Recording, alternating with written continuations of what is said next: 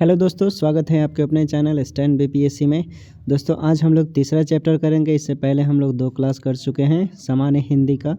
जो भारत के जितने भी कॉम्पिटिटिव लेवल के परीक्षाएं हैं उसमें इससे बाहर एक भी प्रश्न नहीं बनेगा।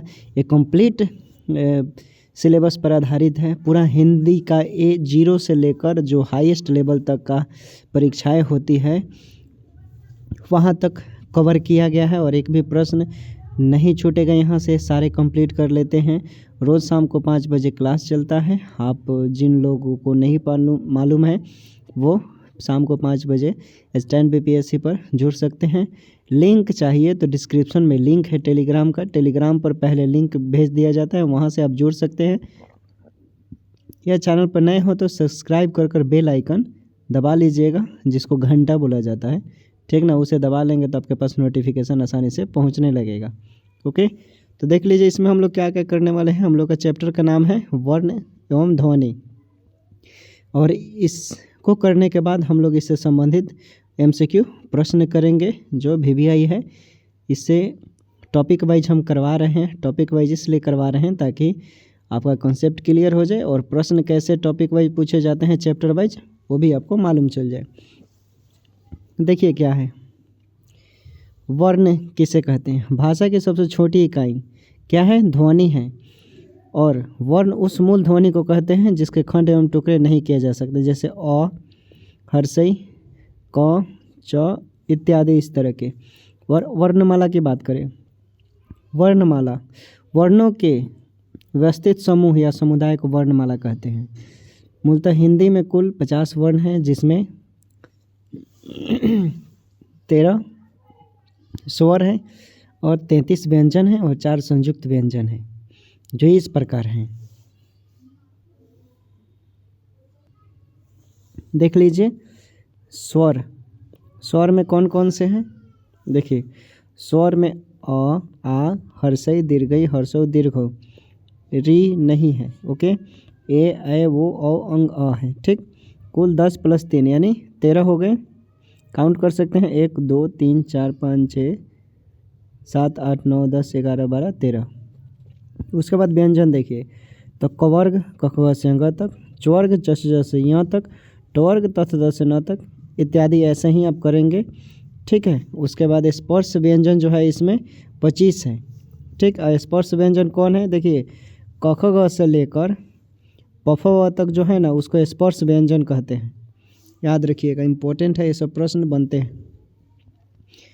उसके बाद है संयुक्त व्यंजन। इन व्यंजनों की रचना 2 व्यंजनों के मेल से होता है, जैसे छ, क + स को क्या बोलते हैं? छ। त्र है तो त + र को त्र बोलते हैं। ज्ञ है तो ज + य को ज्ञ बोलते हैं। और स्र है तो स + र को स्र बोलते हैं। समझ में आया? कॉन्सेप्ट क्लियर हुआ? उसके बाद है अयोगवाह वर्ण, यानी अंग और अ को अयोगवाह कहा जाता है, क्योंकि यह न तो पूर्णतः स्वर है और न ही व्यंजन है। ये हमेशा स्वर के बाद और व्यंजन के पहले आते हैं। ठीक, अब देख लेते हैं वर्णों के भेद क्या है। तो वर्णों के 2 भेद होते हैं, स्वर वर्ण और व्यंजन वर्ण। ठीक, देखिए स्वर वर्ण में होता है स्वतंत्र रूप से बोले जाने वाले वर्ण, अर्थात वैसे वर्ण जिनका उच्चारण किसी दूसरे वर्ण के सहायता के बिना होता है स्वर वर्ण कहलाते हैं, जैसे अ, आ, ई, दीर्घई, उ, दीर्घौ, री, ए इत्यादि। ओके, उसके बाद स्वरों का वर्गीकरण है। स्वर का जो क्लासिफिकेशन है वो देखेंगे। तो स्वर के उच्चारण में कंठ या तालु बोलते हैं ना, थोड़ा बड़ा कर देते हैं। ठीक, कंठ या तालु का प्रयोग होता है, जीभ होठ का नहीं। याद रखिएगा, स्वर का जो उच्चारण होता है ना, कंठ एवं तालु का प्रयोग होता है, जीभ होठ का नहीं। और इस तरह उच्चारण के आधार पर स्वर को 2 भागों में बांटते हैं, मूल स्वर या हर्ष स्वर भी बोल सकते हैं, और एक होता है दीर्घ स्वर। मूल स्वर देख लीजिए तो जिस स्वरों के उच्चारण में अन्य स्वरों की सहायता नहीं ली जाती है उसे क्या कहते हैं? मूल स्वर कहते हैं, जैसे अ, हर्षई, हर्षौ, री, ई, उ ऐसे भी पढ़ा जाता है। उसके बाद है दीर्घ स्वर। दीर्घ स्वर में जिसका उच्चारण ज़्यादा हो, अ, ई, दीर्घई, देख रहे हैं दीर्घऊ, ऐसे। तो ये इसी कंसेप्ट पर है। आगे देखते हैं। देख लीजिए, अभी मैंने बताया था जैसा है वैसा ही सेम है। उसके बाद व्यंजन वर्ण देख लीजिए, तो स्वरों की सहायता वैसा वर्ण जिसमें स्वरों की सहायता ली जाती है उसे हम व्यंजन वर्ण कहते हैं। देख लीजिए, जैसे क हो गया, क ख ग घ अंग, ऐसे। तो ये सब व्यंजन है। व्यंजन कितने हैं? 33 अभी बताया था मैंने। अब व्यंजनों का वर्गीकरण देख लीजिए कैसे कैसे होता है व्यंजनों का वर्गीकरण। देखिए, 3 भागों में व्यंजन का वर्गीकरण किया गया है। स्पर्श व्यंजन, अंतःस्थ व्यंजन और ऊष्म व्यंजन। स्पर्श व्यंजन में देखिए क से लेकर वर्ग और प से लेकर वो पवर्ग तक है, यानी 25 है। कितना? स्पर्श व्यंजन 25 है, याद रखिएगा। और इनका उच्चारण जो होता है कंठ, तालु, मूर्धा, दंत, ओष्ठ से होता है, याद रखिएगा। स्पर्श व्यंजन का उच्चारण कंठ, तालु, मूर्धा, दंत, ओष्ठ से होता है। और अंतःस्थ व्यंजन देख लीजिए कितने हैं? य, र, ल, व कितने हैं? 4 हैं ये। और ये स्वर और व्यंजन के बीच स्थित होते हैं, याद रखिएगा। अंतःस्थ व्यंजन जो होता है ये स्वर और व्यंजन के बीच उपस्थित होते हैं, जो जीभ, तालु, दांत और ओठों को परस्पर सटाने से उच्चारित होता है। लावा, बोलिए, देखिए जीभ का उच्चारण हो रहा है कि नहीं। उसके बाद ऊष्म व्यंजन देख लीजिए, तो ऊष्म व्यंजन त्लावेश, मूर्धन्यश, दंतस, ह, ये क्या है? ऊष्म व्यंजन। कितने हैं? 4 हैं, जिनका उच्चारण एक प्रकार की रगड़ से उत्पन्न ऊष्म, जिसको गर्म वायु से होता है, ऐसे बोलते हैं। जैसे क प्लस अ, क हुआ, च प्लस अ। देख रहे हैं? समझ गए? कंसेप्ट क्लियर हुआ? तो ऐसे ही आपको उच्चारण करना है। उसके बाद देखिए आगे देख लेते हैं ध्वनि व्यंजन के उच्चारण स्थान। देखिए, मुंह के जिस भाग से वर्णों की ध्वनियों का उच्चारण होता है उस उच्चारण स्थान कहते हैं। उच्चारण स्थान की दृष्टि से वर्णों को निम्नलिखित वर्णों में बांटा गया है। देखिए, कंठ वर्ण यानी अ, आ, कवर्ग, विसर्ग, ह, ये सब बोल सकते हैं। क से लेकर पवर्ग तक ये सब इसी में आते हैं। क्या है? कंठ से उच्चारण होता है। तलाबे वर्ण, हर्षई, दीर्घई, चवर्ग, च, छ, ज बोलते हैं, इसमें आ जाएगा। य, त्लावश, ये सब तालु से होता है, बोलकर देख लीजिए आप। मूर्धन्य वर्ण, री, ट वर्ग, र, अमूर्धन्य स, ये मूर्धा से हो रहा है, देख रहे हैं। ये सब वैसे ही कंसेप्ट पर आधारित है। अब देख लीजिएगा, पढ़ लीजिएगा, आप नोट करते जाइएगा, अपना एक नोट्स बनाइएगा, अच्छा रहेगा। उसके बाद अघोष तथा घोष ध्वनि, यानी स्वर्ण तंत्रियों नाद के आधार पर ध्वनियों का वर्गीकरण 2 भागों में किया गया है। ठीक, अघोष ध्वनि, घोष ध्वनि, ठीक ना। तो देख लेते हैं क्या होता है। देखिए, अघोष ध्वनि किसे कहते हैं? जिन ध्वनियों के उच्चारण में स्वर तंत्रियों में कंपन न हो उसे अघोष ध्वनि कहते हैं। या मतलब हर वर्ग का पहला एवं दूसरा क्या होना चाहिए? व्यंजन होना चाहिए, जैसे क, ख, ग, च, छ, ड, देख रहे हैं। तो ऐसे ही इस प्रकार अघोष ध्वनियों की संख्या कितनी है? तो 13 है, याद रखिएगा। उसके बाद देख लीजिए घोष ध्वनि। तो घोष ध्वनि किसे कहेंगे? यानी जिन ध्वनियों के उच्चारण में स्वर तंत्रियों में कंपन हो उसे घोष ध्वनि कहते हैं। अर्थात सभी स्वर और हर वर्ग का तीसरा, चौथा तथा 5वां व्यंजन, जैसे सभी स्वर्ग ग, घ, अंग, ज, झ, य, ड, ढ, र, ध, ध, न, म, देख रहे हैं, ये सब क्या है? घोष ध्वनि है। इस प्रकार के घोष ध्वनियों की संख्या कितनी है? 31। क्लियर हुआ? अब देख लीजिए अल्प प्राण तथा महाप्राण। ठीक है, आगे देख लीजिए। उच्चारण में वायु प्रक्षेप या श्वास की दृष्टि से 2 प्रकार की वर्ण माने गए हैं, अल्प प्राण, महाप्राण। अल्प प्राण में देखिए, जिन वर्णों के उच्चारण में मुंह से गर्म वायु का प्रक्षेपण कम या कदम नहीं हो, साथ ही मुंह से हकार की ध्वनि भी ना निकले, हकार की ध्वनि नहीं निकलनी चाहिए, उसे अल्प प्राण वर्ण कहते हैं। जैसे प्रत्येक वर्ग का प्रथम और तृतीय और पंचम वर्ण होना चाहिए और उसमें एक अंतस्थ व्यंजन होना चाहिए।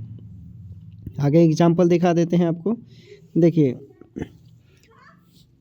जैसे क, ग अंग, च ज य ट, ये क्या हो गया? अल्पप्राण वर्ण है। ठीक है, देख लीजिए आप। उसके बाद देखिए महाप्राण में देखें तो जिन वर्णों के उच्चारण में मुंह से गर्म वायु का प्रक्षेपण अधिक हो साथ ही मुंह से हकार की ध्वनि भी निकले, जैसे देख लीजिए मतलब जो भी वर्ग होगा उसमें उसका दूसरा और चौथा वर्ण और एक ऊष्म व्यंजन में होना चाहिए। तो ऊष्म व्यंजन में आपको मालूम है 4 होते हैं, तो इसमें से 4 में से 3 अनिवार्य है। कौन सा? तालव्य स, मूर्धन्य स और दंत स। जैसे क, ख, च, ज, ठ, ड, और ये सब आना चाहिए, होना चाहिए उसमें। अब जब इस पर MCQ फॉर्म देखेंगे तो आपको समझ में आ जाएगा। ठीक ना, आगे देखिए। उसके बाद है बालघात, अनुतान तथा संगम, यानी बालघात या स्वराघात। बोलते समय किसी अक्षर या शब्द पर जो बल दिया जाता है उसे बलाघात या स्वराघात कहा जाता है। और बालघात का प्रयोग बोलने और समझने, यहाँ से आप देख लीजिएगा, क्योंकि यहाँ से जो इम्पोर्टेंट है हम वही करवाएंगे। इसमें ये सब बहुत इम्पोर्टेंट है, ये आप कर लेंगे। वर्ण विच्छेद के नियम, ठीक ना, वर्ण विच्छेद के नियम देख लीजिए। वर्ण विच्छेद कोई भी शब्द वर्णों के सहयोग से बनता है। किसी शब्द के सभी वर्णों को अलग अलग करने की प्रक्रिया को वर्ण विच्छेद कहते हैं। जैसे मान लीजिए प्रत्येक व्यंजन के उच्चारण में अ आता है, इसमें ध्वनि छिपी रहती है अ, ठीक, अर्थात क हो गया तो क प्लस अ, ख है तो ख प्लस अ, यही होता है वर्ण विच्छेद। कोई भी है उसको टुकड़ा टुकड़ा कर दीजिए, वही होता है। जैसे देख लीजिए इसमें कमल है, क प्लस अ, म प्लस अ, ल प्लस अ, देख रहे हैं, तो अलग अलग विच्छेद करना होता है। अब हम MCQ फॉर्म देखेंगे इस चैप्टर का। 6 तरह ज्ञ वर्ण है। क्या है इसमें? 6 तरह ज्ञ, तो ये संयुक्त व्यंजन है, पहले ही बता दिया है, आसान। आगे देखिए। उसके बाद है निम्नलिखित में से अयोगवाह किसे कहा गया है? निम्नलिखित में से अयोगवाह किसे कहा गया है? तो अयोगवाह विसर्ग को कहा गया है। फ ब किस प्रकार के वर्ण हैं? फ ब किस प्रकार के वर्ण हैं? तो ये हो जाएगा दंतोष्ठ, दांत का सहायता होता है फ ब में। आगे देखिए, ध्वनि किसकी लघुत्तम इकाई है? ध्वनि किसकी लघुत्तम इकाई है? तो ये हो जाएगा आपका भाषा का। लघुत्तम वाग ध्वनि को क्या कहते हैं? लघुत्तम वाग ध्वनि को क्या कहते हैं? तो लघुत्तम वाग ध्वनि को हम लोग वर्ण कहते हैं। क्या कहते हैं? वर्ण। वर्णमाला में मात्रा का अर्थ क्या है? वर्णमाला में मात्रा का अर्थ है वर्णों के उच्चारण में लगने वाला समय। वर्णों के उच्चारण में लगने वाला समय। अगला प्रश्न देखिए, बिना अवरोध के उच्चारित होने वाले वर्ण कहलाते हैं। बिना अवरोध के उच्चारित होने वाले वर्ण को क्या कहते हैं? तो इसे हम लोग कहते हैं स्वर। व्यंजन की परिभाषा क्या है? तो व्यंजन की परिभाषा है स्वर की सहायता से बोले जाने वाले वर्ण। स्वर की सहायता से बोले जाने वाले वर्ण। अगला प्रश्न, इनमें से कौन स्पर्श व्यंजन है? इनमें से कौन स्पर्श व्यंजन है? तो ये हो जाएंगे चवर्ग, कवर्ग, त्वर्ग, तो सभी हैं। देख लीजिए स्पर्श व्यंजन 33 होते हैं, अभी बताया मैंने। क कौन सा व्यंजन है? क कौन सा व्यंजन है बताइए, अभी बताया था। देखिए क जो होता है कंठ से उच्चारण होता है, क ख ग। देखिए उच्चारण स्थान की दृष्टि से कवर्ग के सभी वर्ण क्या कहलाते हैं? तो कंठ कहलाते हैं। क्या कहलाते हैं? कंठ। अगला प्रश्न देखिए, निम्नलिखित ध्वनियों में से बताइए कि कौन सा वर्ण ओष्ठ नहीं है? कौन सा वर्ण ओष्ठ नहीं है? तो अंग जो है ये ओष्ठ से उच्चारण नहीं है, बाकी प फ ब म देख लीजिए है। निम्नलिखित वर्णों में कौन सा मूर्धन्य है, यानी मुंह से उच्चारण हो रहा है? किसका? च ठ ज झ, इसमें से बताना है कौन हो जाएगा। तो ट जो है मूर्धन्य से उच्चारण है। व्यंजनों में बताइए कौन सा वर्ण महाप्राण है? कौन सा महाप्राण है? तो ख जो है ये महाप्राण है। अगला प्रश्न देख लीजिए,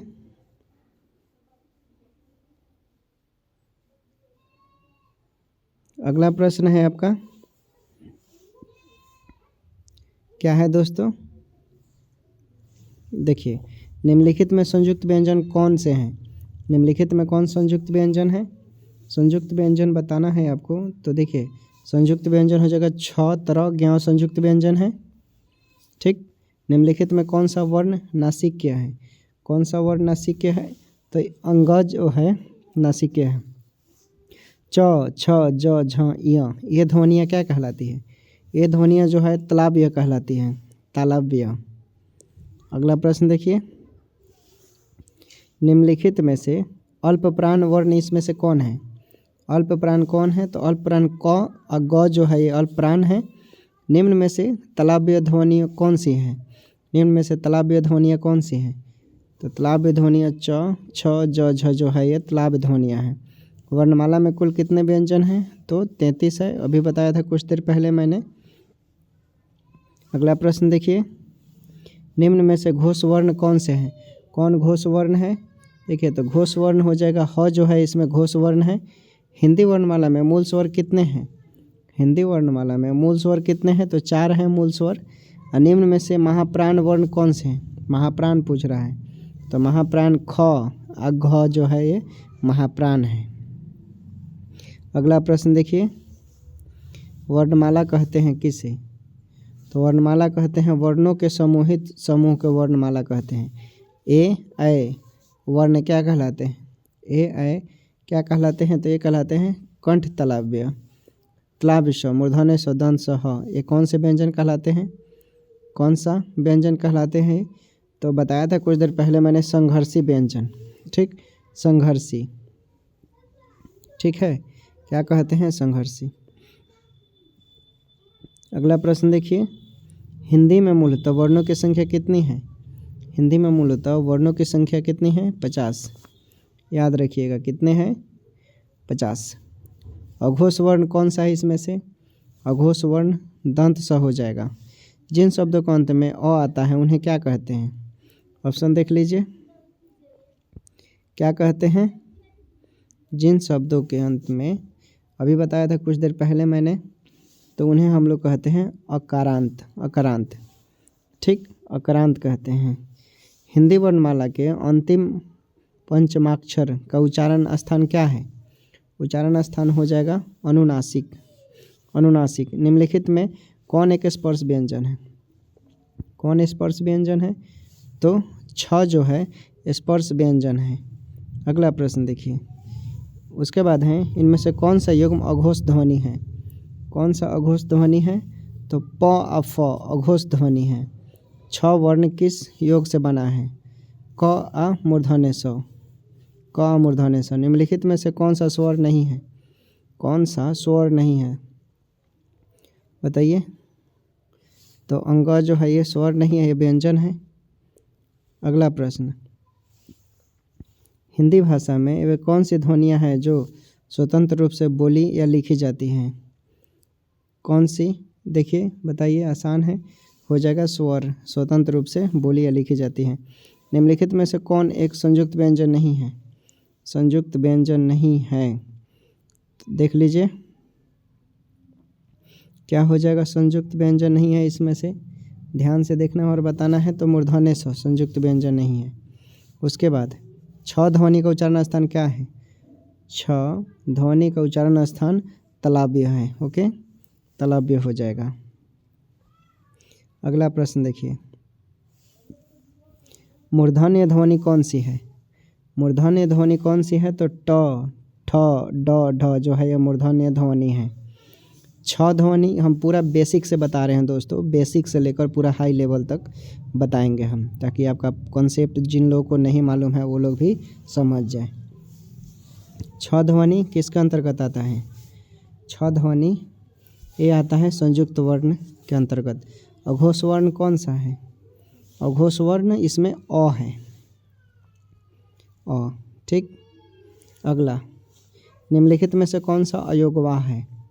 अयोगवाह इसमें हो जाएगा विसर्ग जो है अयोगवाह है। निम्नलिखित में कौन सी पश्च स्वर है? पश्च स्वर कौन है? तो आ हो जाएगा। ठीक, तालव्य स ध्वनि का उच्चारण स्थान क्या है? तालव्य स का ध्वनि उच्चारण क्या है? तो तालव्य हो जाएगा, तालव्य। आगे देख लेते हैं, अगला प्रश्न है आपका कि ज्ञ वर्ण किन वर्णों के संयोग से बना है। ज्ञ वर्ण किन वर्णों के संयोग से बना है, तो ये बना है आपका ज प्लस य। हिंदी शब्दकोश में छ का क्रम किस वर्ण के बाद आता है, बताइए। ऐसे पढ़ लीजिए, आपको मालूम चल जाएगा। छत्र किसके बाद आता है, इतना हिंट दे दीजिए। तो क, ठीक है। निम्न में से नासिक व्यंजन कौन सा है, नासिक व्यंजन कौन सा है, तो अंग जो है ये नासिक व्यंजन है। अंग नहीं, य है, सॉरी माफ़ कीजिएगा, य। उसके बाद है भाषा निर्माण की इकाई का सही अनुक्रम क्या है, कौन सा है भाषा इकाई का, तो इसमें हो जाएगा दोस्तों, आप ऑप्शन को ध्यान से देखेंगे तो राइट आंसर हो जाएगा आपका ध्वनि। शब्द, पद और वाक्य जो है ये इसका सही अनुक्रम है। कंठोष्ठय ध्वनि का उदाहरण क्या है, कंठोष्ठय ध्वनि का उदाहरण क्या है दोस्तों, तो ये हो जाएगा आपका राइट आंसर औ। य र ल व किस वर्ग के व्यंजन है, य र ल व किस वर्ग के व्यंजन है, तो ये हो जाएगा अंतस्थ, अंतस्थ हो जाएगा।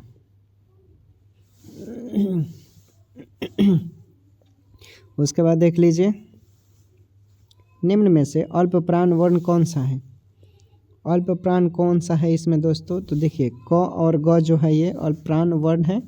और हिंदी वर्णमाला में स्वरों की संख्या कितनी है, हिंदी वर्णमाला में स्वरों की संख्या कितनी है, तो ये हो जाएगा आपका 13 हो जाएगा। अनुनासिक व्यंजन कौन से होते हैं, तो अनुनासिक व्यंजन वर्ग के पंचमाक्षर होते हैं, वर्ग के पंचमाक्षर, याद रखिएगा। अगला प्रश्न, हिंदी वर्णमाला में अ क्या है, अ बोलते हैं लोग ना, लास्ट में होता है अ, क्या होता है ये हो जाएगा दोस्तों अयोगवा, अयोगवा। निम्नलिखित में कौन स्वर नहीं है, निम्नलिखित में कौन स्वर नहीं है, तो ख जो है स्वर नहीं है। नीचे दिए गए होठ पूरी तरह काट दिए जाएं तो किस ध्वनि के उच्चारण में कठिनाई होगी, तो ये ब में होगा, ब में। उसके बाद है निम्नांकित में से उच्चारण स्थान के आधार पर कंठ से लेकर मुख विवर में उच्चारण व्यंजन ध्वनियों का सही अनुक्रम क्या होगा, क्या होगा इसमें हो जाएगा आपका कंठ, तलाब्य, वत्सर्य, दंत और ओष्ठ, राइट आंसर ये हो जाएगा। अगला प्रश्न देख लेते हैं, निम्नलिखित में कौन टवर्ग नहीं है, निम्नलिखित में कौन टवर्ग नहीं है, तो घ जो है ये टवर्ग नहीं है। तालव्य व्यंजन कौन है, तालव्य व्यंजन है छ, ज, झ, झ, च, छ, ज, झ, ठीक। निम्न में से कंठ ध्वनि कौन सी है, निम्न में से कंठ ध्वनि कौन सी है, तो कंठ ध्वनि है क आ ख, कंठ ध्वनि है, ठीक। अगला प्रश्न, तालव्य समूर्धन्य से दंते सह कौन से व्यंजन कहलाते हैं, कौन से व्यंजन कहलाते हैं, तो ये कहलाते हैं उष्म कहलाते हैं। हिंदी में ध्वनियाँ कितने प्रकार की होती हैं, हिंदी में ध्वनियाँ 2 प्रकार की होती हैं। हर्ष, दीर्घ, च, छ, ज, झ या आदि का उच्चारण किससे होता है, आदि का उच्चारण किससे होता है, तो ये तालव्य से होता है, किससे, तालव्य से। अगला प्रश्न है, निम्न में से घोष वर्ण कौन सा है, निम्न में से कौन घोष वर्ण है, तो ये हो जाएगा आपका ज जो है घोष वर्ण है। वर्णमाला में स्पर्श व्यंजन की संख्या कितनी है, अभी बताया था, स्पर्श व्यंजन कितनी है 25। प्रत्येक शब्द की वर्तनी के सभी वर्गों को उसी क्रम में अलग अलग दिखाना क्या कहलाता है, अलग अलग दिखाना कहलाता है वर्ण विच्छेद, क्या कहलाता है, वर्ण विच्छेद। अगला प्रश्न देखिए, जिनका उच्चारण स्वतंत्र रूप से होता है और जो व्यंजन के उच्चारण में सहायक होते हैं उसे क्या कहते हैं, उसे क्या कहते हैं, तो उसे हम लोग कहते हैं स्वर। स्वर ए का उच्चारण स्थान कौन सा है, ए का उच्चारण स्थान क्या है, ए का उच्चारण स्थान कंठ तालव्य है, कंठ तालव्य। निम्न में ओष्ठ वर्ण कौन सा है, ओष्ठ वर्ण हर्षऊ है, ऊ। ठीक, अगला प्रश्न देखिए, निम्न में अंतस्थ व्यंजन कौन सा है? अंतस्थ व्यंजन कौन सा है? तो व जो है अंतस्थ व्यंजन है। त्र किन वर्णों के संयोग से बना है? त्र जो है आपका त और र। ठीक, अगला प्रश्न देखिए,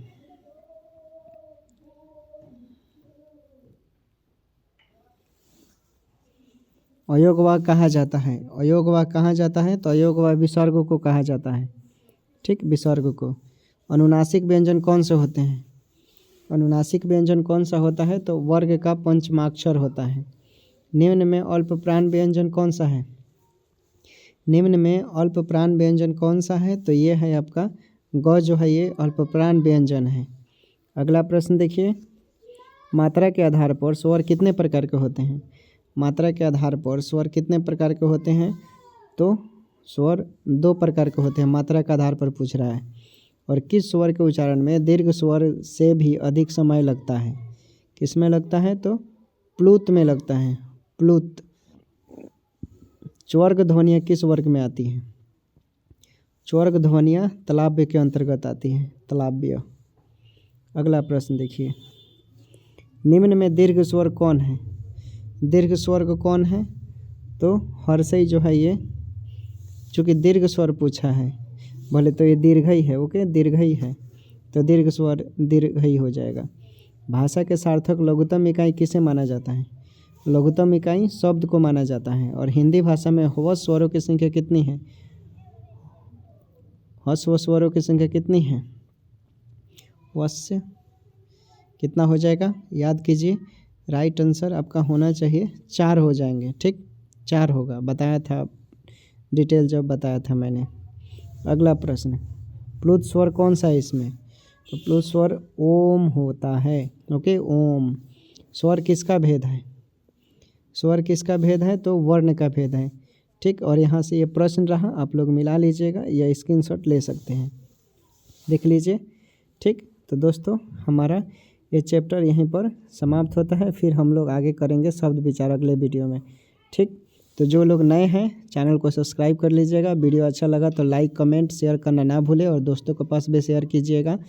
और टेलीग्राम पर जुड़ना चाहते हैं तो डिस्क्रिप्शन में लिंक है टेलीग्राम का और व्हाट्सअप चैनल का और व्हाट्सअप ग्रुप का, वहाँ पर भी आप जुड़ सकते हैं और